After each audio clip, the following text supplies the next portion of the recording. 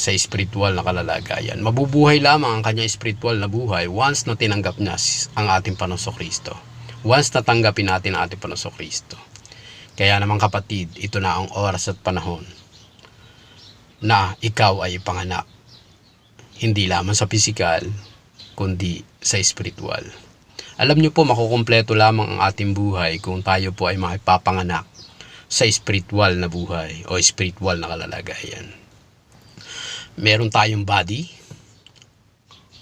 Paalam ko po sa ating lahat, we have tripartite of our human being. Una, ang ating body. What is body? Body is worldly conscious. Ang kaalaman niya, kamalayan niya ay patungkol sa mundo. Bakit ko po nasabi? Ang ating katawan ay nangangailangan ng mga bagay sa mundo. Tama po ba? Kapag nagutom, kakain. Kapag nauhaw, iinom. Kapag nainitan, hahanap ng malamig. At kapag inantok, matutulog. Kaya siya ay worldly conscious. Ang physical, according to Book of Genesis, tayo ay nilikha ng Diyos mula sa alabok at sa alabok din, babalik. Kaya mula sa ating mga ninuno, mula kay Eva at kay Adan, down to our generation, talagang wala pong mananatili sa mundo. Why? Merong plano ang Diyos, buhay na wala hanggan. Yun ang nais ng Panginoon sa ating buhay. Kaya lang, maraming tao hindi po nakakaalam. Akala nila hanggang dito lang sa mundo. Kaya iba ayaw na umalis sa mundo. Hindi naman po pwede. Ang design sa atin ng Panginoon ay magkaroon tayo ng buhay na wala hanggan. Ngunit, nakakalungkot sa mga taong hindi mananampalataya at tatanggap sa ating Panginoong Kristo, ay nag-iintay din sa kanila ang kabilang buhay na kung saan ay pagdurusa, paghihirap, according to Book of Revelation. Kaya naman, inia-aware po tayo ng video pong ito na tayo ay mabuksan ang ating spiritual na mata, spiritual na pandinig, upang maunawaan po natin yung ating pinag-uusapan. Alam niyo po, ang ikaluwang pagkatao po natin ay ang ating soul o kaluluwa. What is soul? Soul is self-conscious.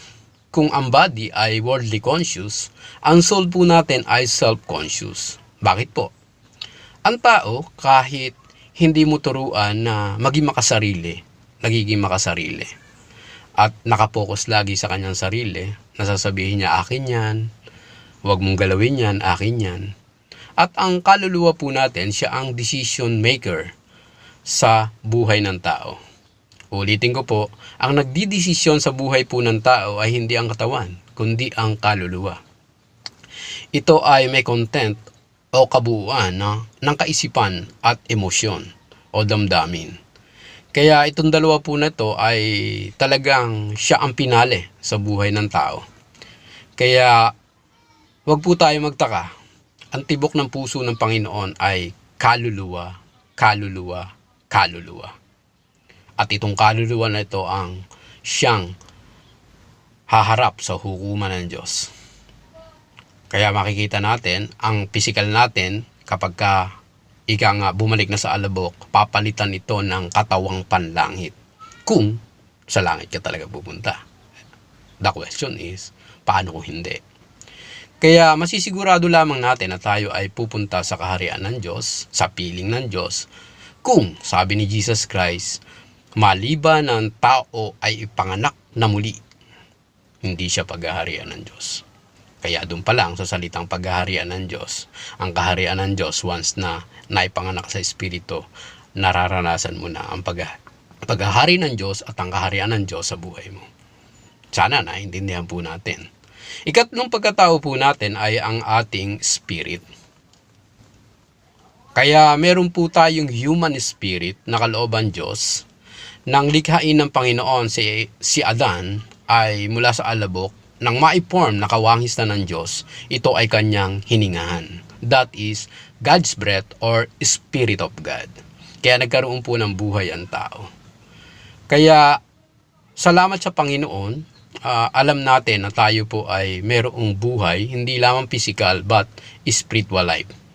Kaya itong spirit na to, ang kahulugan nito ay what is spirit? Spirit is godly conscious. Kung ang body ay worldly conscious, ang soul ay self-conscious, ang spirit ay godly conscious. Kaya yung nabuhay ang espiritu na ipanganak na muli, sabi ni Jesus Christ, ito ay magkakaroon ng restoration, reconnection sa God the Father. Na ang tao dati hindi nagbabasa ng salita ng Diyos, tama po ba?